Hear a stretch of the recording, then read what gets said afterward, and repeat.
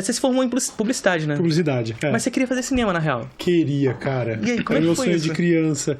Cara, desde criancinha, assim, quando eu tava brincando ali de comandos em ação, eu já não queria brincar com os outros moleques, porque eu tava... Não, eu falei, peraí, não vai estragar a minha história, mano. Tô fazendo a minha história, é o meu enredo aqui. E aí eu... Sei lá, cara, durante a escola eu tive também algumas influências de amigos, assim, inclusive um deles até foi pra área, foi trabalhar com cinema, e era algo que tava na minha cabeça, assim, eu sempre me considerei uma pessoa, acho que não só criativo, mas era muito inquieto quando eu não estava criando, sabe? Era mais do que me achar bom, era uma necessidade de inventar coisas, entendeu? Então a ideia de fazer cinema começou a dar aquela coceirinha na cabeça, mas enfim, quando a adolescência chegou assim já mais para perto da fase adulta, eu percebi que era uma realidade um pouco distante dada a nossa situação familiar, financeira e tudo, e eu comecei a pensar nos planos B, C, mas eu posso dizer que até os 17, assim, se me perguntasse, tava na ponta da língua. Eu vou fazer cinema. Mas aí o plano B foi publicidade. Cara, é o plano C, na verdade. O plano B era fazer rádio e TV pra, de alguma maneira, pelo menos estar tecnicamente dentro de uma área ali que pudesse me levar ainda, né? Mas, enfim, a materialidade dos fatos me obrigou a procurar algo que fosse pagar contas e aí foi o que deu pra fazer. Então, publicidade era... Acabou que no final você foi pro audiovisual, né? Então, sem querer, pra cacete, assim, né? Mas foi. Acabou rolando. Tu nem chegou a trabalhar em agência, nada disso. Trabalhei. Em agência formalmente durante uns 2 anos. E mais alguns outros trampinhos assim nas áreas de marketing de empresas e tal. Mas cheguei a trabalhar em agência, eu fui pra área de publicidade ainda, sabe assim, pô, não deu pra fazer cinema, não deu pra fazer RTV, quem sabe eu consiga trabalhar com filme publicitário, pelo menos. Sim. E não, eu tava diagramando cardápios e fazendo, enfim, artes pra mas de ideias que fazem cinema, 9 acabam fazendo comercial publicitário, né? O cara vai filmar o comercial da Vivo, novela da Globo no máximo. Isso aí é o cara que foi muito bem, que foi muito bem. Que tu vai pra uma sala de cinema, assim, na faculdade, primeiro período, a professora, o que vocês querem fazer? Uma sala de 100, 99, eu quero ser diretor de cinema. Aí a gente sempre fala aqui pra galera, faculdade de cinema não é faculdade de formação de diretor de cinema. É outra parada, tá ligado? Então a galera que sai de lá sai formada, mas sai fazendo outras coisas completamente diferentes. Até que o curso agora é audiovisual, né? É audiovisual. E aí tem uma galera trabalhando com YouTube real, assim, em canais de YouTube grande e tudo mais, que é formado de cinema e trabalhando, que foi formado na área, né? Sim. Mas muita gente que acaba indo pra outra coisa, é produção, é arte, vai fazendo outra coisa. Eu tenho um amigo que ele fez cinema, ele é guia turístico de um museu no Chile. Caraca, muito bom. Breno, beijo, Breno. Mas no final das contas, então, caiu no audiovisual, de alguma maneira. Sim, de alguma maneira. Aconteceu, inclusive, o Buba tem uma presença direta nisso, que é meio surreal que as coisas tenham caminhado e a gente esteja junto ainda hoje, porque a primeira vez que eu me propus a editar um vídeo, a gravar um vídeo, foi numa camerinha dele, a gente fazendo parkour com 18 anos, assim. E ali eu comecei legal esse negócio aí, né? Eu já tava criando conteúdinhos pra internet, coisas extremamente pessoais, assim. Tem um blog onde eu escrevia textos. Sim. Enfim, fazia paradas no Photoshop, postava e tudo, mas o YouTube, assim, nunca existiu nenhuma pretensão de transformar isso numa carreira como foi com o YouTube, né? Foi algo que aconteceu muito por acaso, mas rolou. E desde lá de cedo, assim, o Buba não aparecia?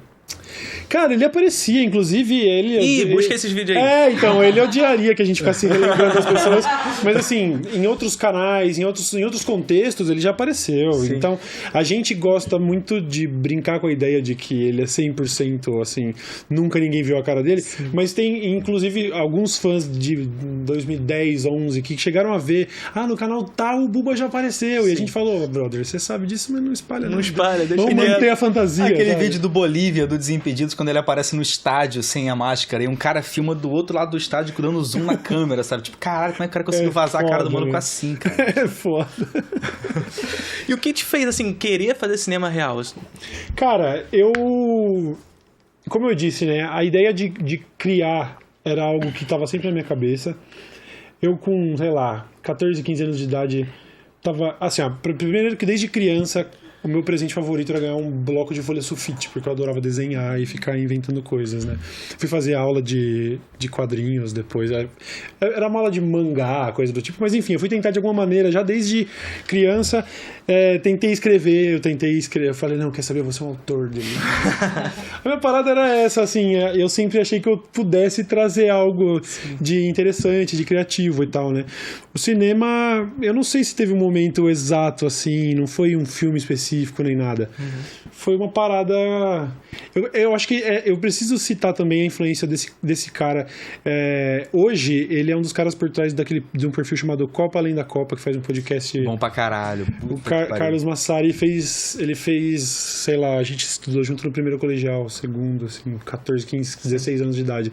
E ele é um cara... Primeiro que ele já era comum aos 16 anos de idade. E um cara que estava determinado a ser cineasta, assim. E ele, mais um outro amigo nosso, Fuinha, ele foi pra área da medicina e tudo mais, mas ele foi o primeiro a introduzir uma câmera ali nas nossas brincadeiras. Sim. Trabalho de escola que nem precisava ser em vídeo, a gente perguntava se podia ser, a gente chegou a apresentar uma outra coisa. O primeiro grande impacto foi esse, assim, num trabalho de segundo colegial, eu acho, onde nós três fizemos um vídeo que era uma parada totalmente lisérgica, assim, era um mini documentário sobre a carreira do Arnaldo Antunes. Eu não lembro por que a gente parou nisso. Eu não sei se era obrigatório falar sobre ele ou se a gente caiu nisso faz muito tempo. Mas a gente apresentou e a gente via a sala reagindo muito bem, a galera chorando de rir, a professora elogiando. E aí acho que essa sementinha do audiovisual tava ali já, com uns 16, 17 anos. É uma coisa criativa que você pode fazer e levar pras pessoas, né? Que você faz, sei lá, um negócio de massinha, de Lego, tá lá na tua casa. Toca violão, tá na tua casa. Sim. Você pode filmar a parada e contar uma história e montar aquilo. Exatamente. Você pode levar pros outros. Exatamente. E aí um deles tinha habilidade como editor, o outro já estava determinado. Esse Carlos que faz o Copa Além da Copa, ele chegou a cursar, se não me engano, mediologia na Unicamp. Sim. Chegou a trabalhar talvez um período na área e tudo mais. Então, eles dois tinham mais conhecimentos técnicos e eu, enfim, era um dos que estavam lá contribuindo, né? Mas eu acho que se fosse pensar, acho que essa é a parte em que realmente clica, assim, lá pro final do primeiro grau, assim, começando a ver os primeiros vídeos feitos, falando, pô, isso aqui é legal pra caralho. Sim. E como é que foi, então, essa ida pro audiovisual, assim, na internet mesmo? Como é que começou? Porque, assim, naquela época...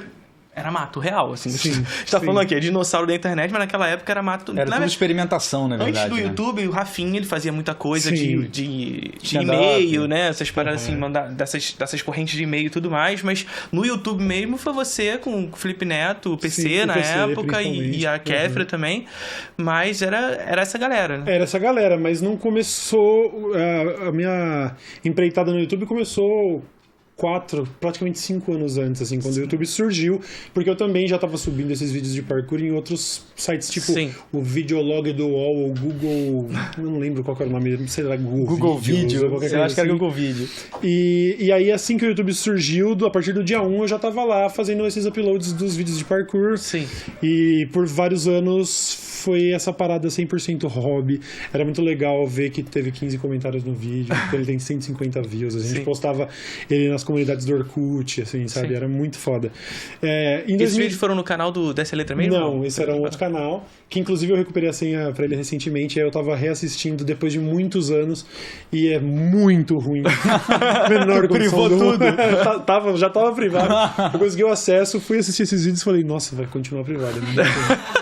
Mas em 2010 eu tava no último ano de faculdade de publicidade, profundamente frustrado com a ideia de ter tomado esse caminho, já ensaiando coisas, assim, eu já tinha um blog de conteúdo, assim como o Não Salvo fazia e tudo mais, e eu já tinha visto o formato de vlogs na gringa, mas não tinha ainda me cativado muito. Quando o PC soltou, e quando o PC começou a bombar e tudo mais, eu pensei, quer saber, velho? De repente, né? Vou tentar também. Foi uma parada... Eu não posso dizer que foi como qualquer outra coisa que eu criei, porque nessa eu ia estar colocando a minha cara literalmente ali, né? E ali eu morava com meus pais ainda, então eu também tinha que trancar a porta e ficar falando sozinho, e aquilo me dava uma vergonha do caralho, porque eu não queria ser ator, eu também queria ser diretor de cinema. Eu pensava em fazer cinema porque eu queria, né, ser diretor, mas enfim... Nunca tinha pensado em mostrar minha cara na internet, até essa ideia de, pô, vlog é um negócio, né? Dá pra fazer com um orçamento zero. Sim. E vamos ver. E aí começou, entendeu? E na época era provavelmente muito diferente, né? Porque assim, você falou desse negócio de entrar no quarto, fechar a porta e começar a gravar e tudo mais. Eu não sei como é que foram os seus pais, a reação dos seus pais com relação a isso. Mas hoje mesmo, a gente fala, né, amor? Que a gente tem uma coisa que assim, a galera não entende o que eu faço, não entende qual é o nosso trabalho, porque não... Acha que a gente nem trabalha. Isso aqui, o que a gente tá fazendo não é trabalho. O clássico é chegar uma mãe, uma tia e falar, esse concurso aqui, que você faz esse concurso? Até hoje eu recebo o link de concurso da Petrobras, Meu tá ligado? Direto. Até hoje. Eu cobro sua inscrição, arruma um emprego de verdade, pelo amor de Deus. Correios, Petrobras, toma aí. Vai fazer, não, eu já trabalho, já tenho um trabalho, tô fazendo, inclusive, aqui, ó, agora, né? Mas naquela época eu imagino que seja até mais complexo, porque assim, não tinha nada, não tinha nem referência pra isso. Não tinha de nada. Nenhuma. Né? Quando eu comecei, em março de 2010, o sistema de monetização de vídeos no Brasil nem existia ainda, do YouTube. O AdSense não tinha, sei lá, estabelecido uma burocracia, sabe, legal para poder trabalhar no Brasil. Então, não existia a possibilidade disso ser uma carreira. Era algo, sabe, adolescentes brincando no quarto. E não existia isso da agência chegar e te patrocinar, arrumar marcas para anunciar no seu canal? Cara, o primeiro merchan que eu fiz foi de um cara na faculdade. Eu tava há poucos meses fazendo vídeo, conciliando essa reta final de faculdade. E aí um cara lá que tinha um site de carros perguntou se eu queria fazer um merchan, me pagou acho que, sei lá, 300, 400 reais, e foi assim, surreal pra mim. Mas não existia. Não tinha nem essa noção de quanto que eu vou cobrar. Nada. Chegou com valor, porra. Sim, cara, qualquer valor era muita coisa, entendeu?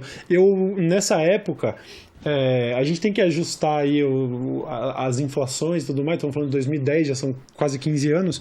Mas nessa época eu ganhava 600 reais por mês trabalhando numa agência, sabe? E aí eu levava um monte de freela pra casa de tratamento de foto pra conseguir ganhar ali 900 no mês. Então, qualquer coisa, se virasse um pouquinho o YouTube, e eu ainda morando com os meus pais, com o conforto de poder arriscar, né? Você até falou, não sabe qual que era a visão, a relação dos meus pais. Os meus pais, eles eram hippies, basicamente, né? Meu pai era artista plástico, minha mãe trabalhava junto com ele, eles vendiam quadros na praça, assim, tinha uma praça de São Paulo onde os artistas se reuniam e tal. Então eles passaram muito por isso também, tenho certeza de, sabe, de buscar a aprovação de pessoas que ficavam, isso daí não é trabalho, bicho.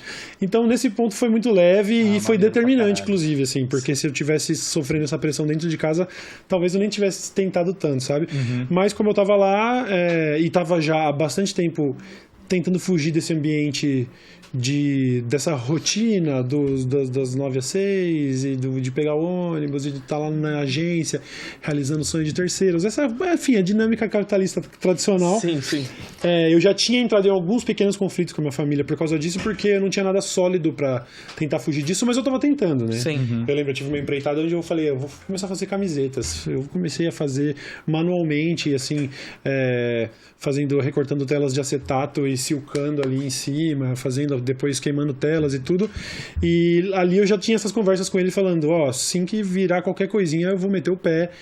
E aí meu pai falava, pô, não é bem assim, né? Ele olhava para aquelas camisetas e falava, bicho, não vai dar certo isso. Mas com o YouTube foi um processo muito gradual até que realmente virasse algo, mas que começou desde o começo a já pegar alguma traçãozinha ali. Eles já estavam vendo os feedbacks, talvez eles já tinham gostado desde o começo, não sei, eles jamais diriam que não, né? Então não adianta perguntar, mas a pressão dentro de casa com relação à parte do YouTube não existiu, sabe? E é muito doido tentar lembrar dessas coisas assim, porque era uma internet realmente muito diferente. A gente tava ali no Twitter há 2 anos, assim. Eu pelo menos, criei minha conta, lembro, no Twitter em 2008. Saiu, né, já? Já foi. Chega. Eu fui antes do Elon. Agora, a Ilane e a Trump, agora não, foda-se. Mas enfim. Então, assim, a própria dinâmica de redes sociais era meio recente ainda, sabe? O Orkut estava ali para 2005 e tudo mais, mas as redes sociais não estavam formando influencers ainda, né? Então, o YouTube acho que foi um pouco disso, assim, né? Lógico, os blogs tinham essa relevância, mas de uma cara, de um rosto, de uma pessoa ser um influenciador ou coisa do tipo, não existia esse conceito, né? Então, era tudo muito diferente, muito inconsequente, muito feito de qualquer jeito, sabe?